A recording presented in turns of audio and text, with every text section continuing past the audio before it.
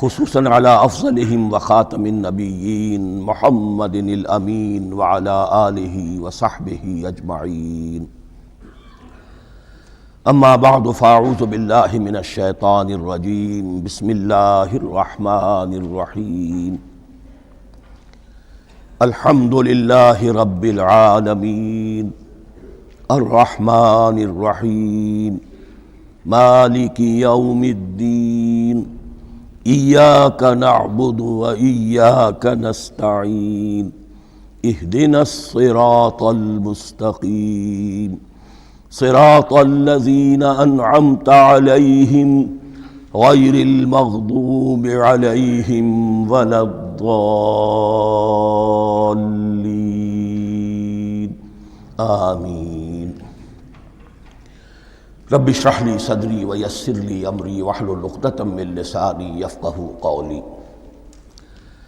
اللہم ربنا الہمنا رشدنا واعذنا من شرور انفسنا. اللہم ارنا الحق حقا وارزقنا اتباعہ وارنا الباطل باطلا وارزقنا اجتنابہ.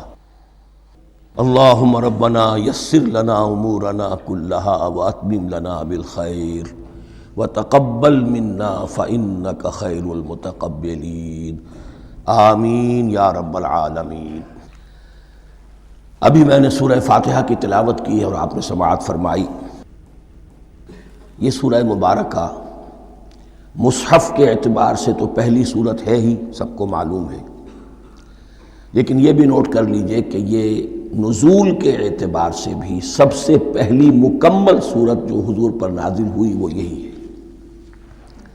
اس سے قبل متفرق آیات نازل ہوئیں. 5 آیتیں سورہ علق کے آغاز میں، کچھ آیتیں سورہ قلم یا سورہ نون کے آغاز میں، کچھ آیتیں سورہ مزمل کی ابتدا کی، کچھ آیتیں سورہ مدثر کے آغاز کی. 5ویں وحی تقریباً اس پر اجماع ہے کہ یہ سورۃ الفاتحہ کی ہے اور یہ مکمل سورت ہے جو حضور پر نازل ہوئی. سورۃ الفاتحہ کے معنی ہوئے افتتاحی سورت. فتح یفتح کے معنی ہے کھولنا. مفتاح کنجی کو کہتے ہیں، چابی کو. تو یہ اوپننگ سورہ آف دی قرآن، قرآن حکیم کی افتتاحی صورت. ویسے جیسا کہ میں تعارف قرآن کے ضمن میں عرض کر چکا ہوں، عربوں کا یہ مزاج تھا کہ جس چیز سے انہیں خصوصی محبت ہوتی تھی اس کے بہت سے نام رکھتے تھے. اس کے بھی بہت سے نام ہیں. سورۃ الفاتحہ سب سے عام ہے، لیکن الکافیہ، الشافیہ، ام القرآن، اساس القرآن، کم سے کم یہ 4 نام تو میں سمجھتا ہوں کہ ہر مسلمان کو مزید معلوم ہونے چاہیے، اور بھی بہت سے نام. اس سورہ مبارکہ کی بالاتفاق و بالاجماع 7 آیتیں ہیں، اگرچہ ان کی ترتیب میں کچھ اختلاف ہے. ایک رائے یہ ہے، اور یہ رائے امام شافعی کی بھی ہے اور بصرہ کے جو قراء تھے ان کی بھی ہے، کہ آیت بسم اللہ بھی سورہ فاتحہ میں شامل ہے، اس کا جز ہے. وہ اس کو شامل کر کے پھر 7 آیتیں بناتے ہیں. تو آخری جنہیں ہم 2 آیتیں سمجھتے ہیں، صراط الذین انعمت علیہم غیر المغضوب علیہم ولا الضالین، وہ ان کے نزدیک 1 آیت ہے. تو گویا کہ نتیجہ یہ نکلا کہ آیتوں کی تعداد 7 ہی رہتی ہے.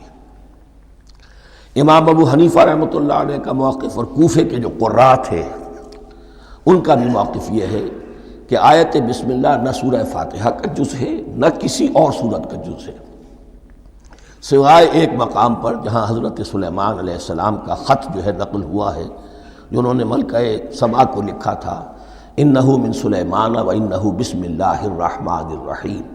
تو قرآن کے متن میں صرف اسی جگہ پر یہ آیت شامل سمجھتے ہیں، باقی یہ صرف علامت کے طور پر کہ یہاں سے ایک نئی سورت شروع ہو رہی ہے درج کی گئی ہے. اس سورہ مبارکہ کو الصلاح قرار دیا گیا ایک حدیث میں. اس کا جو اسلوب ہے وہ دعا کا ہے، اور دعا کے ساتھ اس کی جو مناسبت ہے، اور پھر اسی کی وجہ سے ہماری نماز کا یہ جزو لا ینفک بنا دیا گیا. بلکہ ایک حدیث جو میں آپ کو سناؤں گا اس میں اسی کو نماز قرار دیا گیا. الصلاح یہی ہے. ویسے وہ حدیث مبارک موجود ہے، من لم یقرأ بفاتحۃ الکتاب لا صلاۃ لمن لم یقرأ بفاتحۃ الکتاب، جو شخص سورہ فاتحہ کی تلاوت نہیں کرتا اس کی کوئی نماز نہیں۔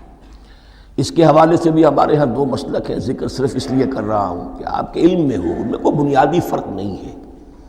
کسی بھی ایک رائے کا انسان قائل اور حامل ہو سکتا ہے بغیر اس کے کہ دوسرے کو بالکل غلط قرار دے، بلکہ یہ کہ اس کے لیے بھی گنجائش اپنے ذہن میں اور اپنے دل میں رکھے۔ اور دوسری رائے یہ ہے کہ اس کا حصہ نہیں ہے۔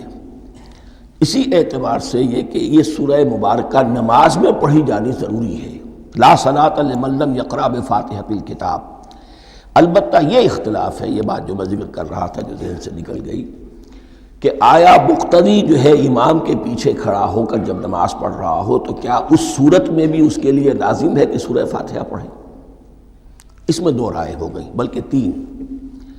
ایک رائے انتہائی ہے اور وہ فقہ حنفی کی طرف منسوب ہے کہ اگر آپ امام کے پیچھے مقتدی کی حیثیت سے نماز پڑھ رہے ہیں تو کسی بھی رکعت میں آپ سورہ فاتحہ نہیں پڑھیں گے۔ ایک دوسری بالکل برعکس رائے ہے، وہ امام شافعی رحمۃ اللہ علیہ کی ہے کہ ہر حالت میں چاہے امام جہری رکعت پڑھا رہا ہو جس میں وہ بلند آواز سے سورہ فاتحہ پڑھ رہا ہو، اور چاہے وہ سری رکعت ہو، ہر حالت میں مقتدی کو بھی پڑھنی ہے۔ ایک تیسری رائے بین بین ہے، وہ امام مالک کی ہے رحمۃ اللہ علیہ، کہ جو سری رکعت ہے جس میں کہ امام بھی خاموشی سے پڑھ رہا ہے مقتدیوں کو بھی پڑھنی چاہیے۔ جو جہری رکعت ہے جس میں کہ امام بلند آواز سے پڑھ رہا ہے اس میں مقتدیوں کو خاموش رہ کر پوری توجہ جو ہے سننے پر صرف کر دینی چاہیے۔ اذا قرئ القرآن فاستمعوا له وانصتوا، جب قرآن پڑھا جا رہا ہو تو پوری توجہ اس کے پڑھنے پر مرکوز کر دو اور خود خاموش رہو۔ میرے اپنی رائے میں یہ تیسری رائے سب سے زیادہ صائب ہے اور اس میں کسی طرح کی بھی کوئی پیچیدگی پیدا نہیں ہوتی۔ بہرحال اس سورہ مبارکہ کا جو اسلوب ہے میں نے عرض کیا دعائیہ ہے، البتہ قرآن مجید کے علم اور حکمت کے اعتبار سے، اس کے فلسفے کے اعتبار سے ایک بات سمجھ لینی چاہیے۔ قرآن کا فلسفہ یہ ہے کہ بنیادی ہدایت ہر انسان کے دل میں موجود ہے، بالقوہ، پوٹینشلی۔ یہ جو قرآن مجید یا اللہ کی کتابیں نازل ہوتی ہیں یہ انہیں ایکٹیویٹ کرتی ہیں، وہ اندر کی جو ڈورمنٹ کانشسنس ہے، خوابیدہ شعور جو ہے اسے بیدار کر کے، اور پھر یہ کہ اسے اجاگر کرتی ہیں۔ ہر سلیم الفطرت انسان اور سلیم العقل انسان، دو سلامتی شرط ہیں۔ سلیم الفطرت، نیچر پرورٹڈ نہ ہو، فطرت مسخ نہ ہو گئی ہو، عقل سلیم ہو۔ ان دونوں چیزوں کا نتیجہ یہ نکلتا ہے کہ وہ انسان از خود، بغیر کسی وحی کی رہنمائی کے، بغیر کسی نبی کی تعلیم کے سے استفادہ کیے ہوئے از خود بھی کچھ حقائق تک پہنچ جاتا ہے۔ اور وہ حقائق کیا ہیں؟ نمبر ایک یہ کہ اس کائنات کا ایک خالق ہے اور وہ ایک ہے، اور وہ تمام صفات کمال سے متصف ہے۔ نمبر دو یہ کہ انسان کی زندگی صرف یہ زندگی نہیں ہے، بلکہ ایک اور زندگی ہے کہ جس میں اس زندگی کے اعمال کے نتائج برآمد ہوں گے۔ یہ دو باتیں، اس کی زیادہ وضاحت کے ساتھ جو ہے اس کا تذکرہ آئے گا سورہ لقمان میں، جہاں حضرت لقمان کی شخصیت کا تذکرہ ہے۔ لیکن یہاں صرف یہ بات سمجھ لیجئے کہ قرآن کا فلسفہ یہ ہے کہ ہر انسان میں، ہر فرد نوع بشر میں جو اپنی ولادت کے وقت مسلم ہوتا ہے، حضور کی حدیث ہے کل مولود یولد علی الفطرہ ابواہ یحودانہ او ینصرانہ او یمجسانہ، ہر بچہ نوع انسانی کا فطرت اسلام پر پیدا ہوتا ہے، وہ فطرت کے اندر وہ ہدایت ودیت ہے۔ اب اگر وہ فطرت بس نہیں ہوئی اور عقل جو ہے وہ صحیح رخ پر کام کر رہی ہے تو ان دو حقائق تک وہ انسان خود پہنچ جائے گا۔ لیکن ان دونوں حقائق تک پہنچنے کے بعد اب وہ دست بستہ دعا کرے گا کہ اے رب اب مزید ہدایت تو مجھے عطا فرما۔ ایک تو یہ کہ میں کیا کروں کیا نہ کروں، میری عقل اس میں ٹھوکر کھا سکتی ہے، میں کسی اچھی چیز کو بری سمجھ سکتا ہوں، کسی بری کو اچھی سمجھ سکتا ہوں، تو مجھے صحیح راستہ، صحیح راہ ہدایت پر چلا۔ یہ دعا ہے جو انسان کرتا ہے جبکہ وہ ایمان باللہ اور ایمان بالآخرہ تک خود پہنچ چکا ہوتا ہے اور یہ سمجھتا ہے کہ صحیح زندگی کا رخ یہی ہے کہ جس رب کو میں نے پہچانا ہے کہ وہ اس کائنات کا خالق ہے اور مالک ہے اور رب ہے، میں اس کی بندگی کروں، اس کی اطاعت کروں، اس کا حکم مانوں، اس کے راستے پر چلوں۔ لیکن وہ راستہ کون سا ہے؟ اس کے لیے پھر دست بدعا ہوتا ہے کہ پروردگار تو میری رہنمائی فرما۔ یہ مقام ہے کہ جہاں آپ سمجھ لیجئے اپنے آپ کو بھی آج اس جگہ پر تصور کرتے ہوئے پھر اس سورہ مبارکہ کو پڑھیے کہ آپ اس مقام پر اللہ کے فضل و کرم سے پہنچ چکے ہیں کہ اللہ کو آپ نے پہچان لیا اور اس کی توحید کو جان لیا، اس کی جملہ صفات کمال سے آپ واقف ہو گئے۔ آپ یہ بھی جان گئے کہ بڑھ کر اس کے حضور میں حاضر ہونا ہے اور وہ حساب کتاب لے گا۔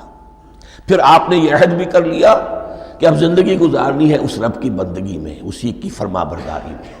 اب یہاں کھڑے ہو کر آپ پوچھتے ہیں کہ اللہ مجھے وہ تفصیلی ہدایت عطا فرما، ایسا نہ ہو کہ کبھی میں کسی راستے پر چلتا ہوا کسی پگڈنڈی پر مڑ جاؤں اور وہ تھوڑی سی جو ڈیوییشن ہو میرے راستے کی وہ میری عاقبت کو برباد کر دے۔ یک لحظہ غافل گشتم و صد سال راہم دور شد، اس لیے کہ ہوتا یہی ہے سیدھے راستے سے ذرا سی کوئی پگڈنڈی جو ہے تھوڑے سے اینگل پر نکلی ہے، لیکن جب چلتے جائیں گے آپ تو جتنے آگے بڑھیں گے اس پر، اس راہ صراط مستقیم سے آپ اتنے ہی زیادہ دور ہوتے چلے جائیں گے۔ یہ ہے قرآن مجید کی حکمت اور فلسفے کے اعتبار سے اس سورہ مبارکہ کا مقام۔ اب آئیے ہم بسم اللہ کرتے ہیں۔ بسم اللہ الرحمن الرحیم، شروع کرتا ہوں میں اللہ کے نام سے جو رحمان اور رحیم ہے۔ اس پر کچھ گفتگو ہو چکی ہے تعارف قرآن کے ضمن میں کہ رحمان اور رحیم دو نام ہیں کہ جو رحمت کے مادے سے نکلتے ہیں۔ رحمان میں اللہ تعالیٰ کی رحمت کا جوش، ہیجانی کیفیت، طوفانی کیفیت، اور رحیم میں اللہ تعالیٰ کی رحمت کا دوام اور تسلسل۔ یہ دونوں کیفیات اللہ کی رحمت میں بیک وقت موجود ہیں، جس کا ہم تصور نہیں کر سکتے۔ ہم سمندر کو دیکھتے ہیں، متلاطم سمندر ہے، اس میں ہیجان ہے، طوفان ہے۔ دریا کو دیکھتے ہیں کہ وہ سکون کے ساتھ چل رہا ہے، خاموشی سے چل رہا ہے، بہہ رہا ہے، بس تسلسل کے ساتھ بہہ رہا ہے۔ ہم ان دونوں کیفیات کو علیحدہ علیحدہ دیکھتے ہیں تو ہمارا ذہن ان دونوں کو بیک وقت اس کا تصور نہیں کر سکتا، تخیل ممکن نہیں۔ لیکن اللہ کی رحمت کی یہ دونوں شانیں مستقلاً ہر وقت موجود ہیں، بیک وقت، اسی لیے ان دونوں کے درمیان کہیں حرف عطف نہیں آئے گا۔ بسم اللہ الرحمن الرحیم، الحمدللہ رب العالمین۔ کل حمد، اور حمد کو ذہن میں رکھ لیجئے، حمد مساوی ہے تعریف جمع شکر۔ عام طور پر ترجموں میں ایک لفظ لایا جاتا ہے، کل تعریف اللہ کے لیے، یہ کافی نہیں ہے۔ تعریف آپ کسی شے کی کر سکتے ہیں جس میں کوئی حسن ہے، خوبی ہے، کسی بھی اعتبار سے، خواہ آپ کو اس کے حسن و خوبی سے کوئی فائدہ حاصل نہیں ہو رہا۔ ایک پھول ہے، بہت خوبصورت ہے، بس ٹھیک ہے، خوبصورت ہے، آپ نے کہا، تعریف کر دی۔ شکر کرتے ہیں آپ اس شے کا جس سے آپ کو کوئی فائدہ پہنچا ہو، استفادہ ہوا ہو، آپ کی کوئی ضرورت پوری ہوئی ہو، آپ کی کوئی مشکل رفع ہوئی ہو۔ اور آپ دیکھیں گے کہ حمد میں یہ شکر کا پہلو غالب ہے۔ جتنی بھی دعائیں ہیں حضور سے منقول، شکر کے مقام پر وہاں حمد آتا ہے۔ بھوک لگی ہوئی تھی، کھانا کھایا، الحمدللہ الذی اطعمنی وسقانی۔ اب یہاں دیکھیے ترجمہ تعریف نہیں، شکر ہے اس اللہ کا جس نے مجھے کھلایا اور پلایا۔ آپ بیت الخلاء سے باہر آئے، نجاستیں آپ سے دور ہو گئیں، طبیعت میں انشراح ہوا، الحمدللہ الذی اذھب عنی الاذی وعافانی۔ وہ شکر ہے اس اللہ کا جس نے اذیت بخش چیزیں مجھ سے دور کر دیں اور مجھے عافیت بخشی۔ تو یہ الحمدللہ رب العالمین، اللہ تعالیٰ کا حسن و کمال اور حسن و جمال اپنی جگہ بھی اس انتہا کا ہے کہ جتنی تعریف اس کا حق ہے ہم کر ہی نہیں سکتے، لیکن اس کے احسانات اور انعامات ہم پر اتنے ہیں کہ ہم ان کو بھی گن نہیں سکتے۔ لہٰذا ایک ہی احصاء ہم نے کر دیا الف لام کے ساتھ، الحمدللہ رب العالمین۔ تمام تعریفیں اور کل شکر اللہ کے لیے ہیں کہ جو تمام جہانوں کا پروردگار ہے، رب ہے، مالک ہے۔ رب میں ایک مفہوم ہوتا ہے ربوبیت کا، اور اس میں مفہوم شامل ہوتا ہے تربیت کا، ربیانی صغیرہ۔ تو مالک ہونا اور تربیت دینا، آپ جس شے کے مالک ہوں گے آپ چاہیں گے اس میں بڑھوتری ہو، اس میں اضافہ ہو، وہ نشو و نما پائے۔ تو یہ دونوں چیزیں آپس میں ایک دوسرے کا جڑی ہوئی ہیں، پروردگار بھی اور مالک بھی۔ عام طور پر عربی میں رب کا لفظ مالک کے لیے آتا ہے، رب البیت، رب الدار، رب المال، تو مالک وہاں پر ظاہر بات ہے کہ اس سے مراد کیا ہے؟ مال والا، گھر والا، گھر کا مالک۔ تو کل شکر اور کل تعریف اس اللہ کے لیے ہے جو تمام جہانوں کا مالک بھی ہے اور پروردگار بھی ہے۔ الرحمن الرحیم، رحمان ہے اور رحیم ہے۔ اب دوبارہ اس کی میں وضاحت نہیں کروں گا۔ مالک یوم الدین، یوم دین کا مختار مطلق ہے۔ دین عربی زبان میں کہتے ہیں بدلے کو، دناہم کما دانو کما تدینو تو دانو، یہ کہاوت ہے۔ جیسے اردو میں ہم کہتے ہیں جیسا کرو گے ویسا بھرو گے، کما تدینو تو دانو، تو یہ ہے بدلہ، اس کا بنیادی مفہوم جو ہے وہ بدلہ ہے۔ تو بدلے کا ایک دن ہے جس دن فیصلہ ہوگا کہ کون کیا کما کر لایا ہے اور اسے کیا بدلہ ملنا چاہیے۔ آیا اس کا برائیوں کا پلڑا بھاری ہے کہ اسے سزا ملنی چاہیے، یا اس کی حسنات اور نیکیوں کا پلڑا بھاری ہے کہ اسے جزا ملنی چاہیے، اس کا انعام اور اکرام کے ساتھ معاملہ کیا جانا چاہیے۔ وہ ایک دن ہے، اسے ہم یوم القیامہ کہتے ہیں۔ اور لیکن اصل بات جو یہاں کہی گئی، یعنی ایک جملے میں تین باتوں کا اعتراف ہو رہا ہے۔ بعث بعد الموت، ایک دن آئے گا کہ ہم مرنے کے بعد تمام انسان اٹھا لیے جائیں گے، پھر حساب و کتاب، پھر اللہ کے ہاں حاضری ہوگی اور حساب کتاب ہوگا۔ اور تیسرے یہ کہ اس حساب کتاب کے دن کا مختار مطلق اللہ ہے، یعنی کسی اور کو اپنے ذہن میں سہارا بنا کر آپ زندگی گزاریں کہ وہ مجھے چھڑا لے گا، یا وہ ہستی جو ہے اتنی زوردار ہے کہ وہ مجھے بچا لے گی، اس سے اپنے دل کو، اپنے ذہن کو بالکل پاک کر لیجئے۔ مالک یوم الدین، ایک دوسری جگہ پر قرآن میں آیا ہے، اس روز کوئی پکارنے والا پکارے گا لمن الملک اليوم للہ الواحد القہار، آج کے دن کس کا اختیار مطلق ہے؟ اور پھر کہا جائے گا اللہ کے لیے، الواحد قہار، جو پوری طرح چھایا ہوا ہے، بس تولی ہے۔ تو مالک یوم الدین، جو جزا و سزا کے دن کا مالک ہے۔ اب یہاں سے کلام ایک رخ بدل رہا ہے۔ ابھی تک تو یہ غائبانہ انداز میں کلام ہو رہا ہے، اللہ سے خطاب نہیں آیا اس میں ابھی۔ الحمدللہ رب العالمین الرحمن الرحیم مالک یوم الدین، اب خطاب ہے ایاک نعبد و ایاک نستعین، ہم صرف تیری ہی بندگی کرتے ہیں اور کریں گے، اور ہم صرف تجھ ہی سے مدد مانگتے ہیں اور مانگیں گے۔ یہ ترجمہ میں کیوں کر رہا ہوں کہ یہ فعل مضارع ہے۔ عربی زبان میں فعل مضارع حال اور مستقبل دونوں کو کور کرتا ہے۔ ایاک کا جو ہے مفعول فاعلی جو ہے، مفعول جو ہے اس میں ضمیر مفعولی، اسے پہلے لا کر حشر کا مضمون پیدا ہو گیا۔ ہم تیری بندگی کرتے ہیں نہیں، ہم تیری ہی بندگی کرتے ہیں اور کریں گے۔ حال میں ترجمہ کیجئے تو یہ اظہار حال ہے، اور مستقبل میں ترجمہ کیجئے تو یہ ایک عہد ہے، قول و قرار ہے، بہت بڑا معاہدہ ہے۔ وَإِيَّاكَ نَسْتَعِينُ، اور صرف تجھ ہی سے مدد مانگتے ہیں اور مانگیں گے۔ اس میں بھی حال کا ترجمہ اظہار حال، اللہ کرے کہ واقعی ہمارا حال وہی ہو، جب ہم یہ الفاظ کہتے ہیں تو واقعتاً ہم اس پر پورے اتر رہے ہوں کہ اسی کی بندگی کر رہے ہوں اور اسی سے ساری استعانت اور استمداد کر رہے ہیں۔ جہاں تک مستقبل کا تعلق ہے وہ پھر ایک عہد ہے، اہدنا الصراط المستقیم، یہ مقام وہ آ گیا کہ یہاں تک تو اے پروردگار ہم پہنچ گئے، تیرے فضل سے، تیرے کرم سے۔ فطرت سلیمہ بھی تیری عطا کردہ تھی، عقل سلیم بھی تیری ودیعت کردہ تھی، ان دونوں کی روشنی سے ہم یہاں تک تو پہنچ گئے۔ اب ہماری جو ضرورت ہے، احتیاج ہے، وہ کیا ہے؟ اہدنا الصراط المستقیم، ہدایت بخش ہمیں سیدھے راستے کی۔ یہاں دو باتیں سمجھ لیجئے۔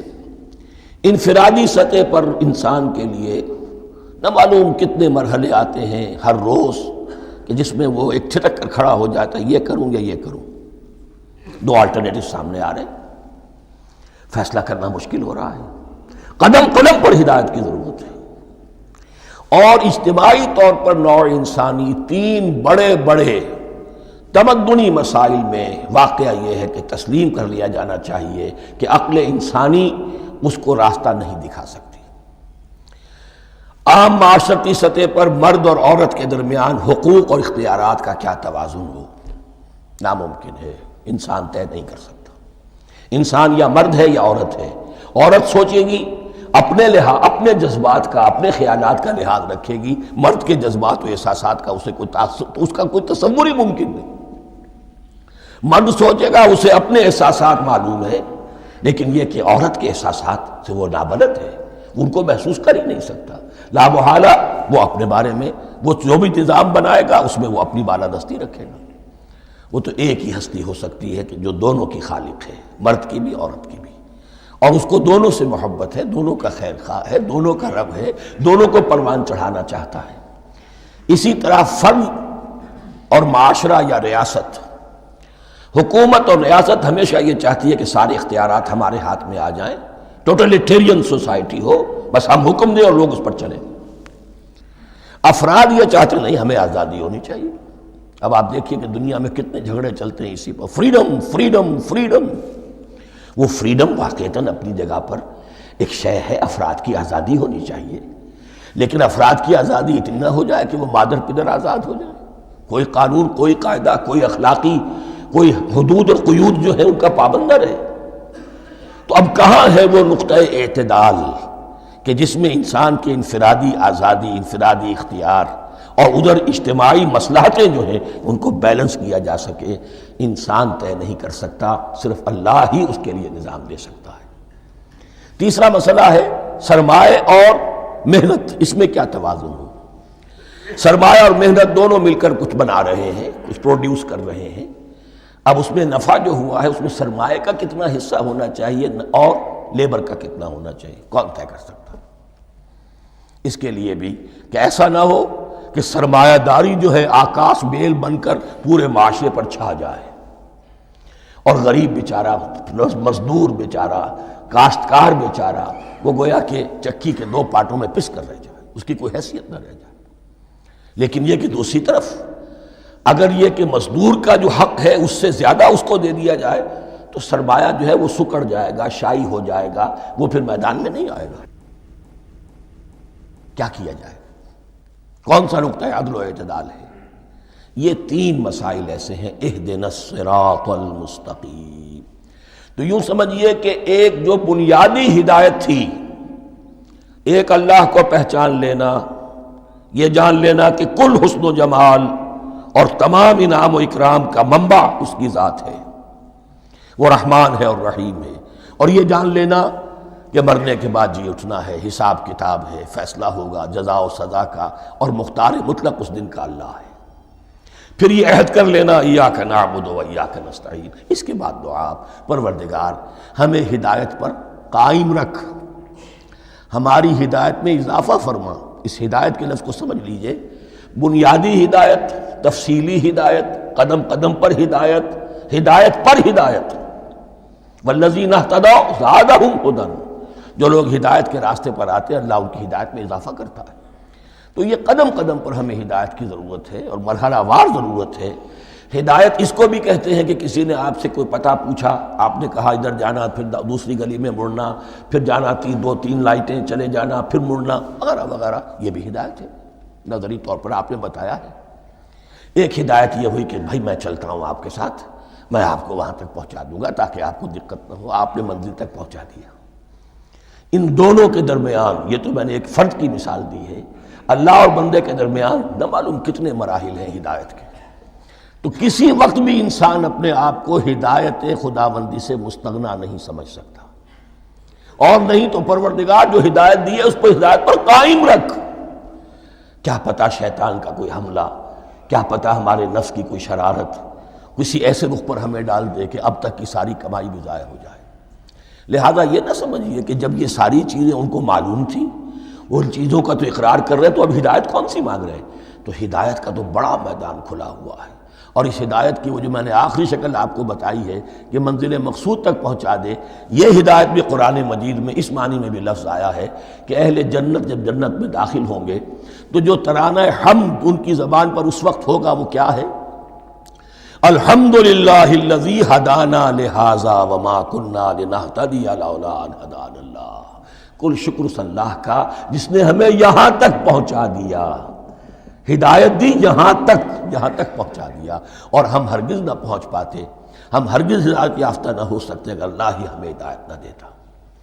اہدنا الصراط المستقیم، سیدھا راستہ، صراط الذین انعمت علیہم، اب اس کی مزید وضاحت ہے، راستہ اس کا ان لوگوں کا جن پر تیرا انعام ہوا۔ یہ کون لوگ ہیں؟ اس کی وضاحت آپ کو ملے گی سورہ نساء میں، من یطع اللہ والرسول فاولئک مع الذین انعم اللہ علیہم من النبیین والصدیقین والشہداء والصالحین۔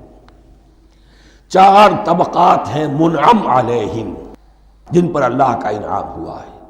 چوٹی پر انبیاء کرام، اس کے بعد صدیقین کرام، اس کے بعد شہداء عظام، اس کے بعد عام صالح مسلمان، صالح ہو۔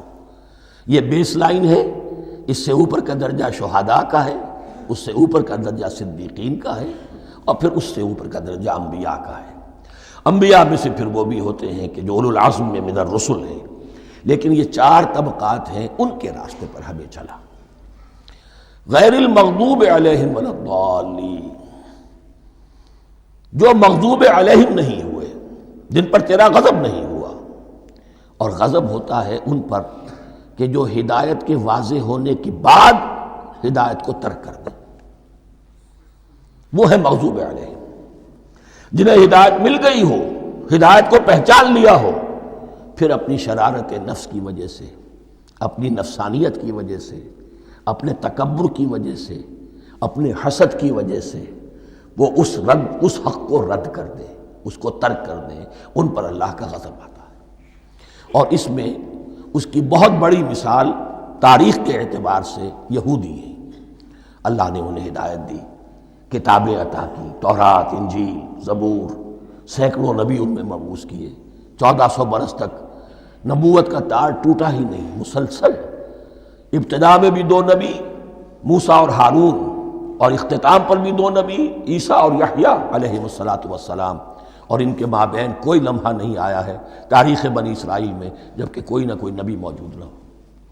لیکن انہوں نے اپنی شرارت نفس کی وجہ سے ہدایت تورات سے بھی منہ موڑا، اور پھر سب سے بڑی بات یہ کہ ہدایت محمدی سے، ہدایت قرآنی سے بھی صلی اللہ علیہ وسلم منہ موڑا، وہ ہے مغضوب علیہم ولا الضالین، اور نہ ہی گمراہ ہوئے۔ یہ لفظ جو آتا ہے عربی زبان میں، گمراہ کا بھی ہے اور تلاش حق میں بھٹکنے والے کا بھی ہے۔ ایک وہ شخص ہے جس پر حق ابھی واضح نہیں ہوا، وہ تلاش میں ہے، اس کے لیے بھی ضال کا لفظ آئے گا۔ اسی طرح کوئی شخص کسی کے عشق اور محبت میں ایسا ہو جائے، دیوانہ ہو جائے، اس کو بھی ضال کہتے ہیں، یعنی اس کے اوپر جذبات کا اتنا غلبہ ہو گیا ہے کسی کی محبت اور عشق کی بنا پر۔ تو حضور کے لیے یہ لفظ آیا ہے وَوَجَدَكَ ضَالًّا فَهَدَىٰ، اور یہ تو سورۃ الضحیٰ ہے، اکثر بیشتر لوگوں کو یاد ہوگی۔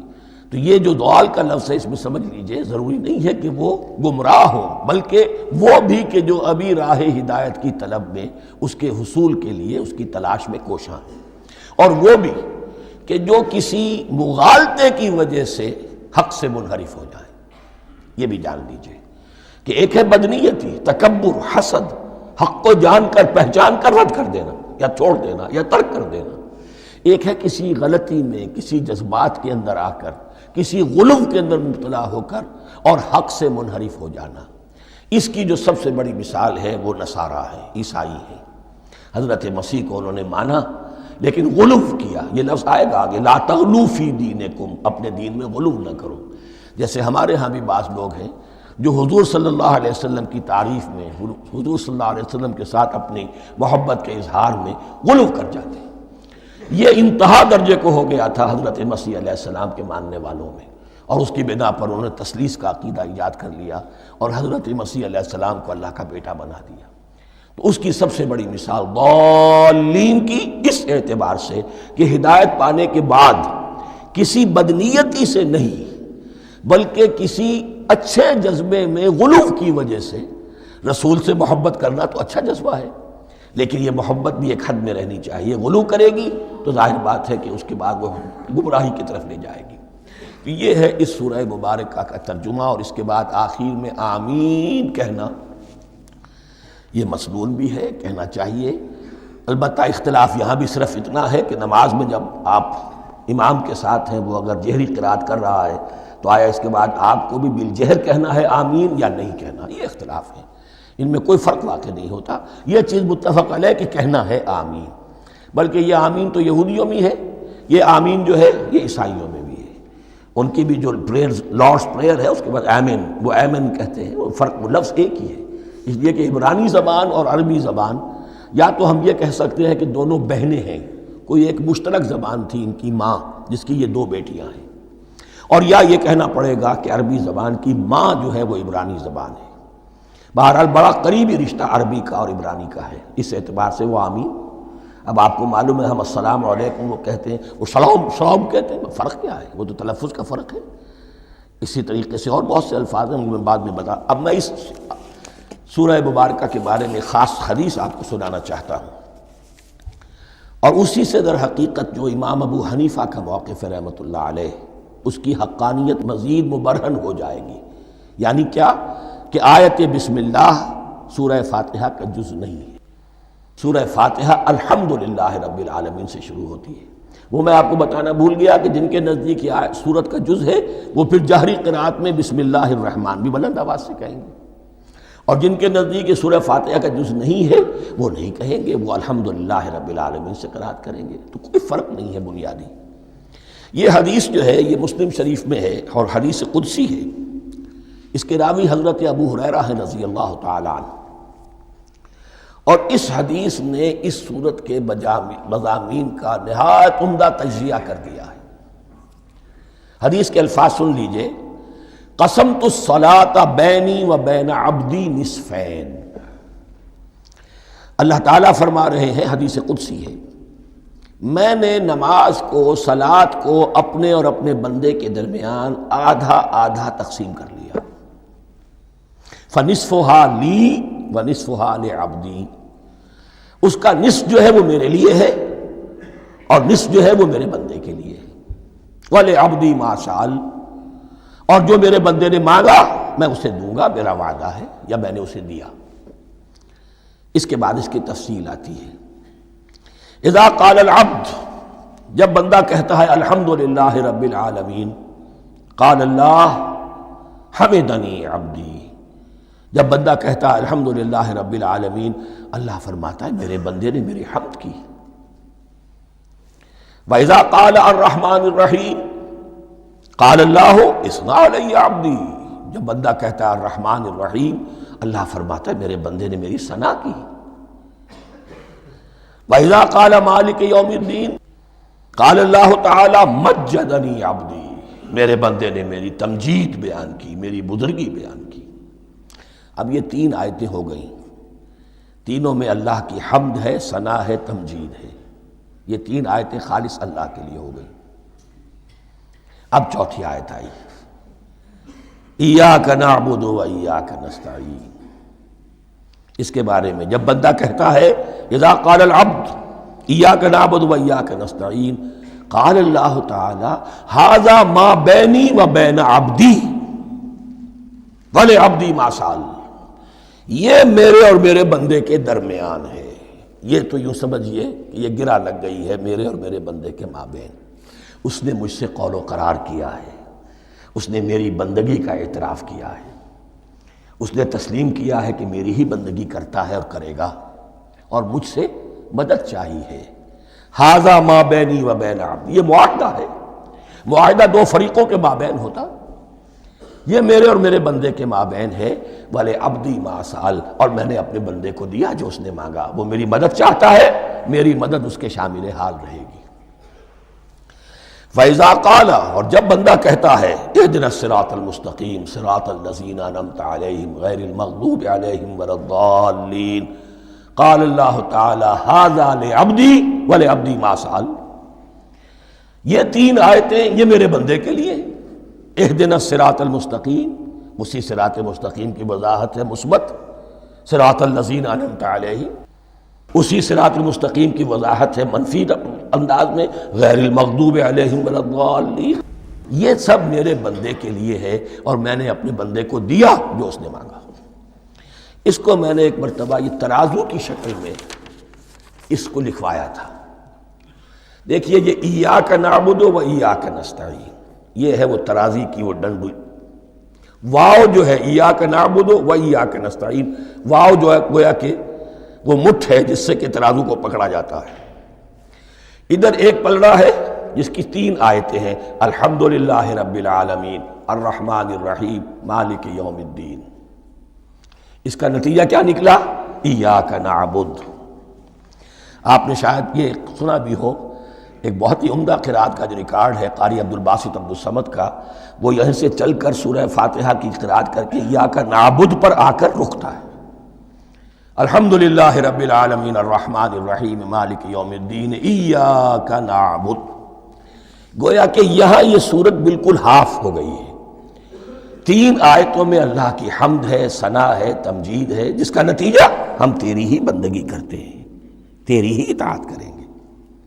لیکن اب اس کے بعد سوال ایاک نستعین، اسی کی جو استعانت کیا درکار ہے ہمیں؟ ہدایت۔ ہدایت سب سے بڑی استعانت ہے، ہدایت ہی تو سب سے بڑی مدد ہے۔ اہدنا الصراط المستقیم صراط الذین انعمت علیہم غیر المغضوب علیہم ولا الضالین۔ یہ ایاک نستعین کے حکم کے ساتھ یہ 3 آیتیں آ گئیں، اہدنا الصراط المستقیم صراط الذین انعمت علیہم غیر المغضوب علیہم ولا الضالین۔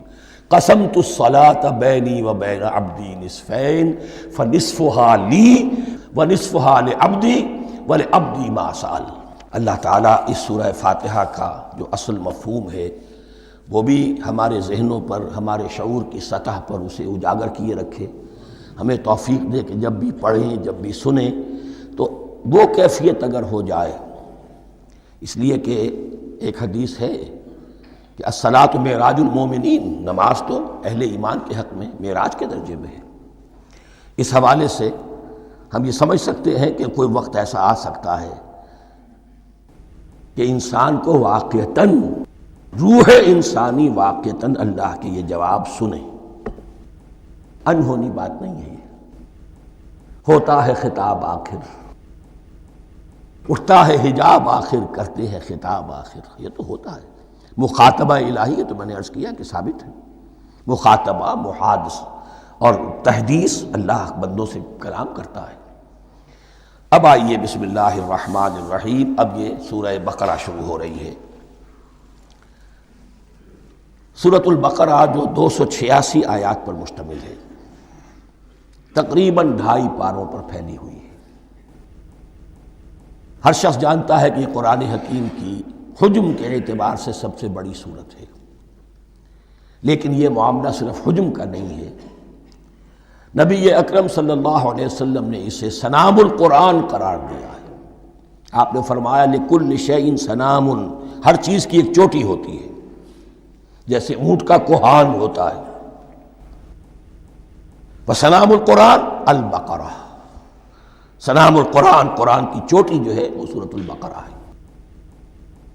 یہ نوٹ کر لیجئے جو میں نے کل آپ کو جو مختلف مکی اور مدنی صورتوں کے گروپوں کے بارے میں بتایا تھا کہ یہاں سے اب پہلی منزل بھی شروع ہو رہی ہے اور پہلا گروپ بھی شروع ہو رہا ہے، اور اس کے ساتھ جو اگلی صورت آئے گی وہ اس کا جوڑا ہے، سورہ آل عمران، جس کی سب سے نمایاں علامت یہ نوٹ کیجئے، یہ بھی الف لام میم سے شروع ہوئی، اگلی بھی الف لام میم سے شروع ہوگی۔ اس کے بعد 2 صورتیں مدنی اور ہیں، لیکن ان دونوں میں نہ حروف مقطعات ہے، نہ کوئی اور تمہیدی کلام ہے، براہ راست خطاب سورہ نساء میں یا ایھا الناس اور سورہ مائدہ میں یا ایھا الذین آمنوا، کوئی تمہیدی بات نہیں، کوئی حروف مقطعات نہیں، براہ راست خطاب۔ وہ ایک جوڑا ہے سورہ نساء اور سورہ مائدہ، اور یہ ایک جوڑا ہے سورہ بقرہ اور سورہ آل عمران۔ سورہ بقرہ اور سورہ آل عمران کو نبی اکرم صلی اللہ علیہ وسلم نے الزہراوین بھی قرار دیا ہے۔ زہرا کہتے ہیں بڑی روشن چیز کو، یہ حضرت فاطمہ رضی اللہ تعالی عنہ کے نام کے ساتھ آتا ہے، فاطمۃ الزہراء، تو زہرا بہت روشن دمکتی ہوئی شے۔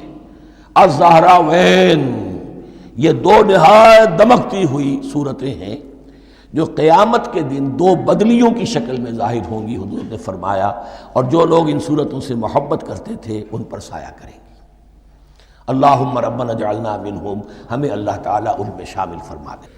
اس سورہ مبارکہ کو دو حصوں میں تقسیم سمجھیے۔ ویسے تو یہ کہ رکوع آئیں گے، پارے بھی بدلیں گے اس میں، لیکن حصے دو ہیں۔ پہلے حصے میں اصل روح سخن سابقہ امت مسلمہ سے ہے، یہود سے، بنی اسرائیل سے۔ دوسرے حصے میں اصل خطاب موجودہ امت مسلمہ سے ہے، امت محمد سے صلی اللہ علیہ وسلم۔ پہلے حصے میں 18 رکوع ہیں لیکن آیات 152 ہیں۔ دوسرے حصے میں 22 رکوع ہیں لیکن آیات 134 ہیں۔ گویا کہ اس سے آپ کو توازن نظر آئے گا کہ اگرچہ ادھر رکوعوں کی تعداد کم ہے 18 لیکن آیات کی تعداد زیادہ ہے 152۔ دوسرے حصے میں رکوعوں کی تعداد زیادہ ہے 22 لیکن آیات کی تعداد 134۔ اسی لیے اس کا ایک نام میں نے تجویز کیا ہے، وہ اس لیے تاکہ کچھ حقائق آپ کے ذہنوں میں ان ناموں کے حوالے سے بھی انشاءاللہ محفوظ ہو جائیں گے۔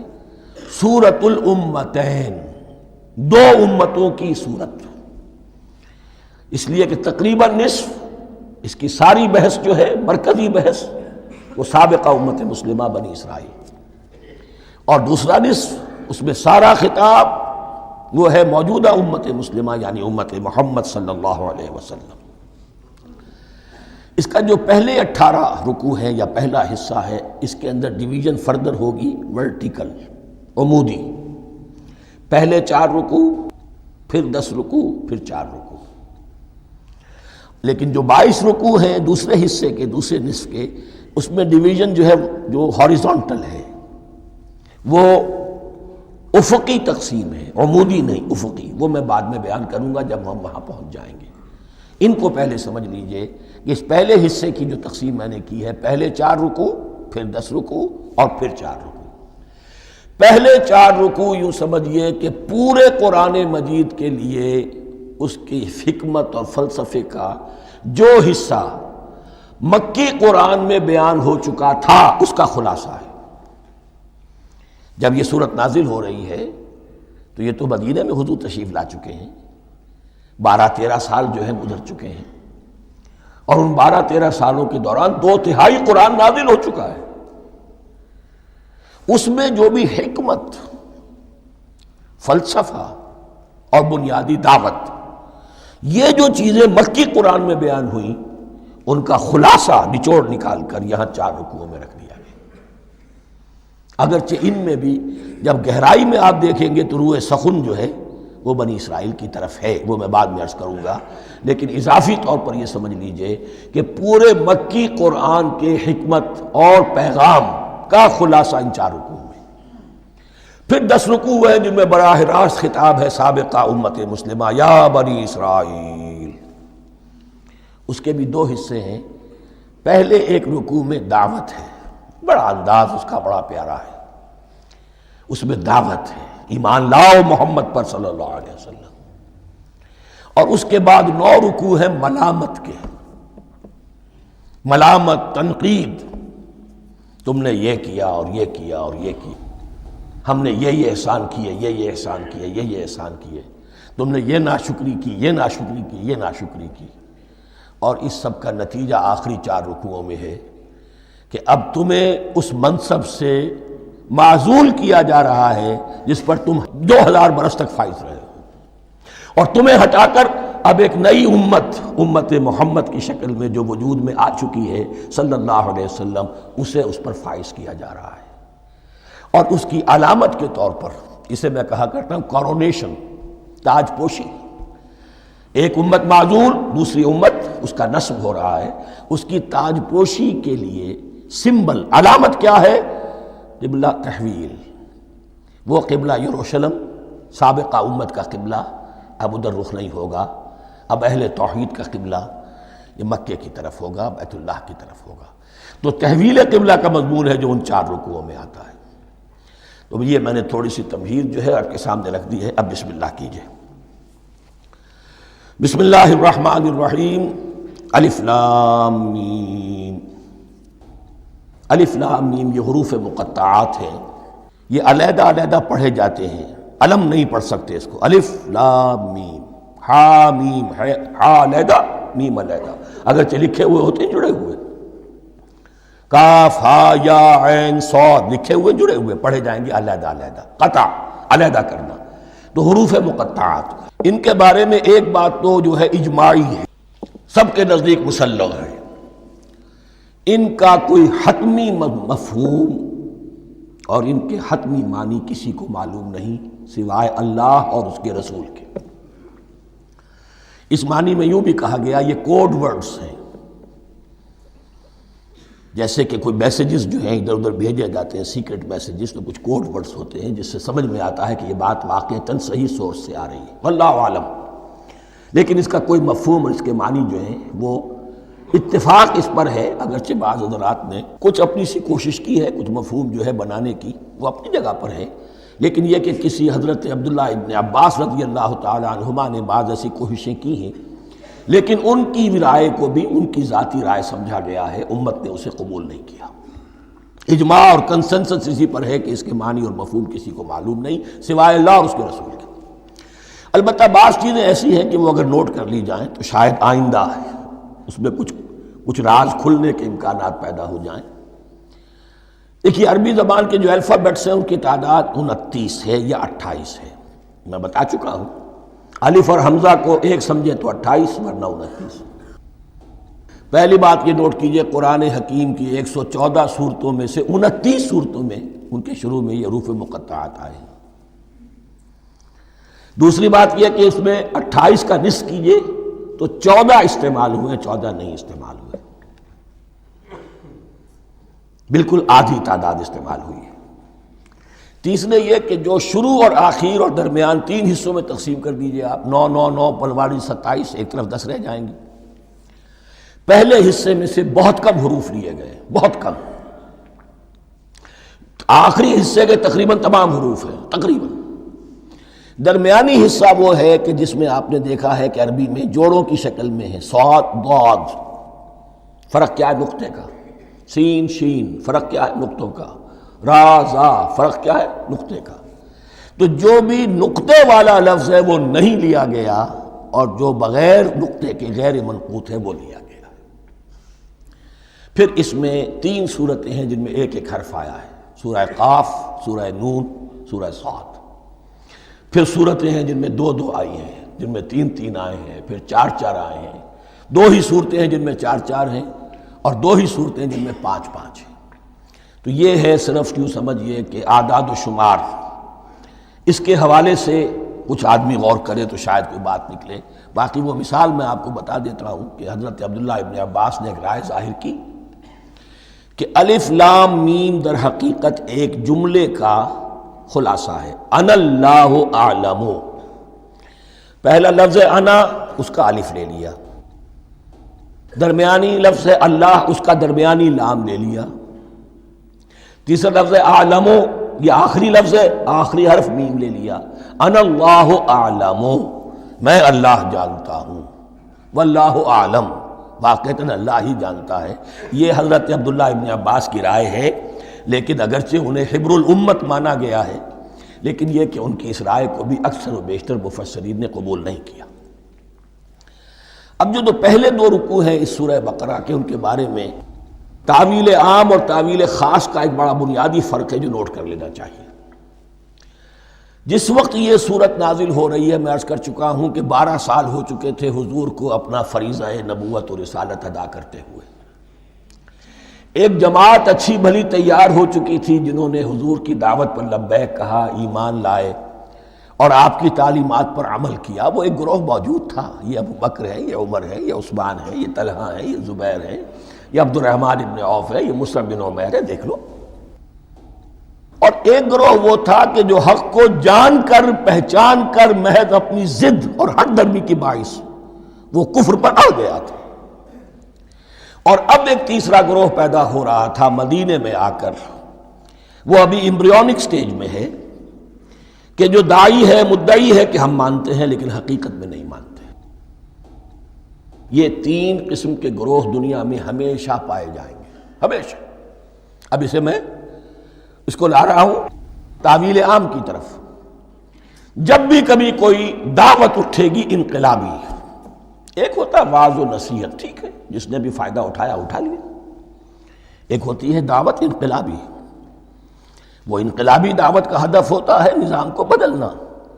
نظام بدلتا ہے تو ظاہر بات ہے کہ جو لوگ اس نظام میں جن کے ویسٹڈ انٹرسٹ ہیں اور جن کو پریولیجز حاصل ہیں، جن کے مفادات ہیں، وہ تو لازماً اپنے نظام کا تحفظ کریں گے، ٹکراؤ ہوگا، تصادم ہوگا، تصادم میں جانی نقصان بھی ہوگا، مالی نقصان بھی ہوگا۔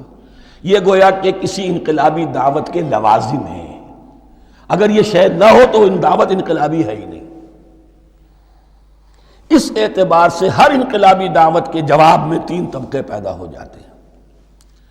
ایک وہ کہ جو اس دعوت کو قبول کرتے ہیں دیانت کے ساتھ، خلوص کے ساتھ، اخلاص کے ساتھ، اور پھر پوری جواں مردی کا ثبوت دیتے ہیں، ہر چہ بعد آباد، اب جو آئے سو آئے، جان دینی پڑے حاضر ہیں، مال دینا پڑے حاضر ہیں، کوئی تکلیف آئے، کوئی مشقت آئے، کوئی مصیبت آئے، کوئی قربانی کرے، حاضر۔ جب پکارا گیا واپس نہیں پھیرا کوئی فرمان جنوں کا، اور تنہا نہیں لوٹی کبھی آواز جرس کی۔ خیریت جاں راحت تن صحت داماں، سب بھول گئیں مصلحتیں اہل ہوس کی۔ ایک وہ لوگ ہوتے ہیں، ایک وہ لوگ ہوتے ہیں کہ جو اڑ جاتے ہیں ضد پر، ہٹ درمی پر، ماننے کے باوجود، جاننے کے باوجود کہ بات تو ٹھیک ہے جو کہہ رہے ہیں، کیسے مان لیں؟ ہماری سیادت، ہماری چودراہٹ، ہمارے مفادات، ہمارے یہ ساری چیزیں، ان سب کے اوپر زد پڑ رہی ہے۔ یہ لوگ اڑ جاتے ہیں، اور پھر کوئی دعوت، کوئی نصیحت، کوئی مزید افہام و تفہیم ان کے حق میں مفید نہیں ہوتی۔ اس لیے کہ صحیح بات ہے جو کہتے ہیں کہ سوتے کو تو جگایا جا سکتا ہے، جاگتے کو کیسے جگائیں؟ کوئی سویا ہوا ہے تو آپ اسے جگا دیں گے، جو جاگا ہوا ہے لیکن وہ بنا ہوا ہے، وہ اٹھنے کو تیار ہی نہیں ہے، تو آپ کیسے اٹھا دیں گے اس کو؟ تو جو لوگ جان بوجھ کر حق کو پہچان کر رد کر دیتے ہیں، پھر ان کے حق میں کوئی دعوت، کوئی نصیحت، کوئی تبلیغ، کوئی انذار، کوئی تبشیر مفید نہیں ہوتی۔ تیسرا درجہ ایسے لوگوں کا ہوتا ہے جو یا تو شروع میں آتے ہی شرارت کے ارادے سے ہیں، کوئی مصلحت ہے جس کی وجہ سے اس دعوت کو قبول کر لیا، کوئی ذاتی منفعت ہے جس کے لیے قبول کر لیا، یا یہ کہ شروع میں تو اخلاص کے ساتھ آتے ہیں، لیکن جب قربانی دینے کا وقت آتا ہے تو ان کے اندر سیرت و کردار کی وہ مضبوطی نہیں ہوتی کہ ہر چہ بعد آباد، یہ نہیں ہوتی، وہ پھر ڈگمگاتے رہتے ہیں، کبھی کچھ چلے پھر کہیں ٹھٹک کر رہ گئے، پھر کہیں کچھ چلے پھر ٹھٹک کر رہ گئے۔ یہ تیسرا طبقہ ہے کہ جو کہتا ہے، دعوی مدعی ہے کہ ہم نے مانا ہے، قبول کیا ہے، بات ٹھیک ہے، کچھ تھوڑا بہت چلتے بھی، لیکن جہاں مشکل آئی چھٹک کر کھڑے ہو گئے، اوندھے منہ گر پڑے۔ یہ تیسرا طبقہ ہے۔ اس کے لیے لفظ ہمارے ہاں منافقین بھی ہے، لیکن اس رکوع میں آ کر ابھی ان 4 رکوعوں میں نہیں بلکہ سورہ بقرہ میں مکمل میں بھی کہیں نفاق کا لفظ نہیں آیا ہے، اس لیے کہ اسے مرض سے تعبیر کیا گیا۔ یہ مرض ہے ایک، اور اس مرض کے ذریعے سے لوگوں کے اندر جو ہے وہ